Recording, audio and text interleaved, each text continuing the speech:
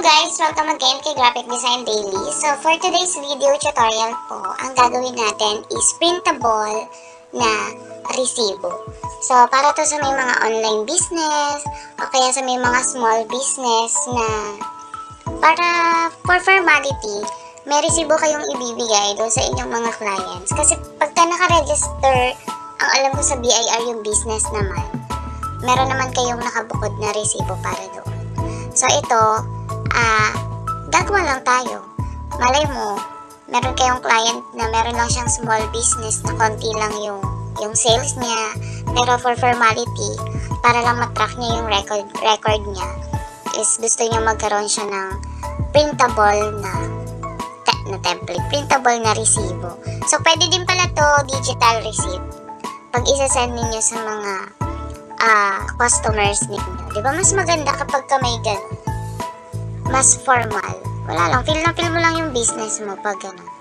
Pero ito ay related doon sa ginawa nating logo nung nakaraan, yung kay Mom's Kitchen. Pinalitan ko yung pangalan niya, so ginawa ko na siyang Chef De Carlo.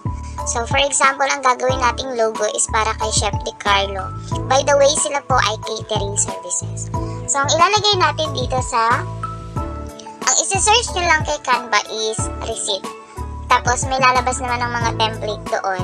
So, ang ginawa ko is magka-customize lang tayo for today's video. Okay? So, first, alisin natin to. Palitan natin to ng Chef De Carlo. So, pwede natin siyang i-bold. Then, lakihan ng konti. Lagay natin siya sa taas. Tapos, maglalagay tayo ng logo. May naka-upload na akong logo nila. So, for example, ito yung logo na ilalagay natin. Ilalagay natin sa gilid.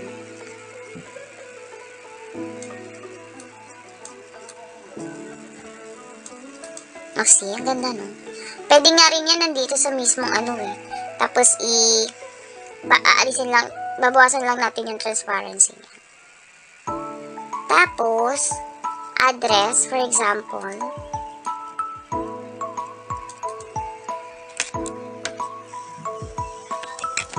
anywhere.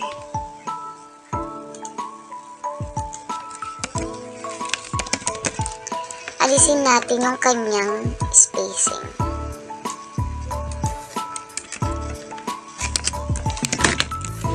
Anywhere in the Philippines.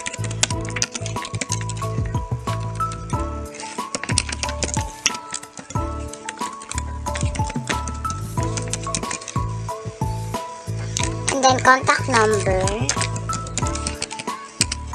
Very simple lang tong gagawin natin, guys. 1, 2, 3, 4, 5, 6. For example, yan yung cellphone number nila. Yung contact number nila.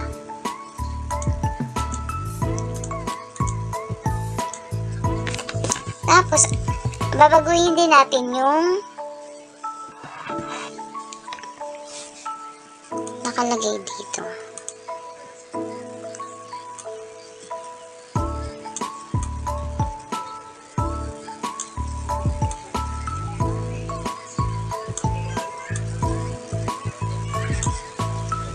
Okay, pwede na rin ilagay invoice.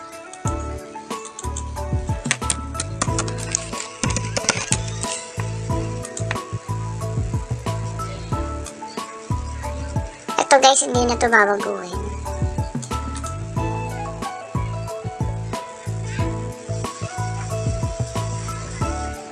Date.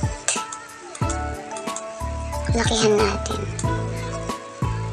So parang ito yung gusto kong nakalagay sa date.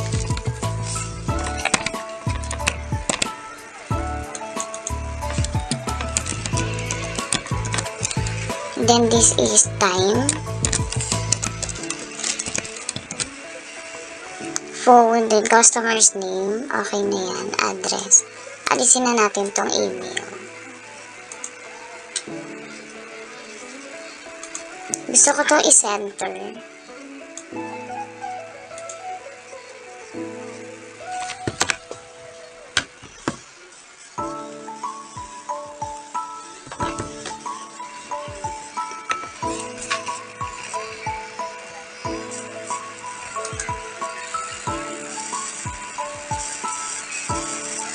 quantity, price, total. Okay na ako dyan. Pero parang gusto ko pang mag-add ng taas natin siya konti. Mag-add pa tayo.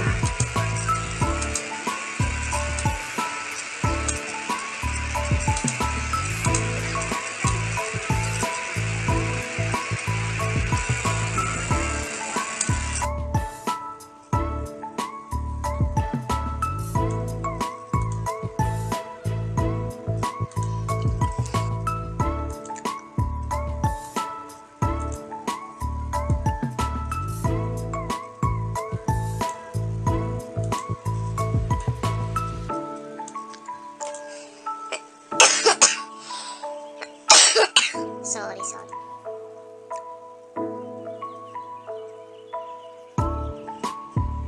So, since ano siya, tawag neto, since for catering service siya, hindi item ang ilalagay natin dito. Menu.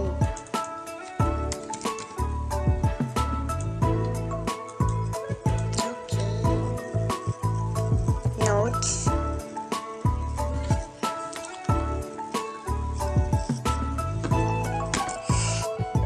Alisin na pala natin to. Tapos, ito kunwari yung address, yung phone number, at saka yung email ad ng may-ari ng catering services. So, pwede natin ito lakihan.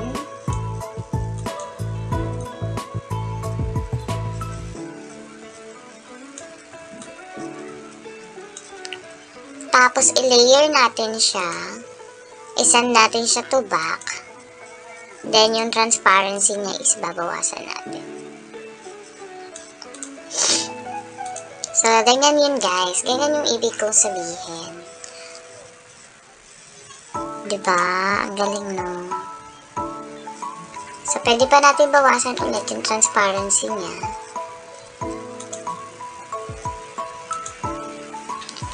Pwede pa pala natin siyang lakihan para masakop niya mismo yung buong ano.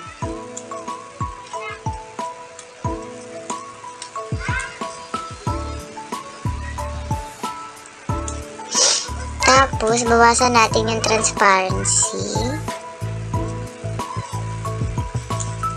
And then, i-send to back natin. So, pagka ganyan guys, pwede nang wala to. Pwede na siyang wala. Tapos, ito halimbawa yung email address. Lagay natin dito email address. Okay, contact number lang.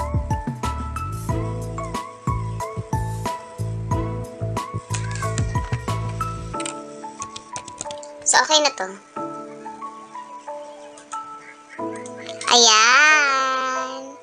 So, ganyan lang siya kadali, guys. Ganyan lang kadawa. Ganyan lang kadali gumawa ng invoice kay Canva. Madali talaga, guys, kapag ka tawag neto, magko-customize na ng template. Lagi ko naman sinasabi sa inyo. Madami naman, mamili na lang kayo. Ang matagal is yung mag-create ka from scratch, gagawa ka ng sarili mong design. So, ang gagawin mo is mag-search ka sa kahit anong platform para meron kang inspiration ang gagawin mo. So, after nyan, pwede nyo na itong isend doon sa inyong client.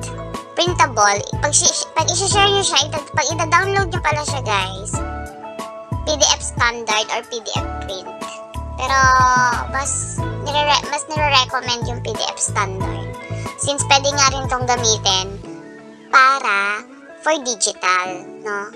Yan, just make it sure lang na tama yung mga nilagay ninyong information dito. Especially yung address, yung phone number, at saka yung email ad. So, by the way guys, we are Graphic Design Daily. Open pa rin po ang aming partnership program na ino-offer, especially sa may mga printing business.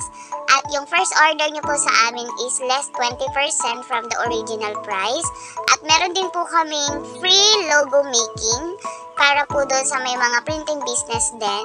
5 po yung pipiliin namin na pwede namin gawan ng logo.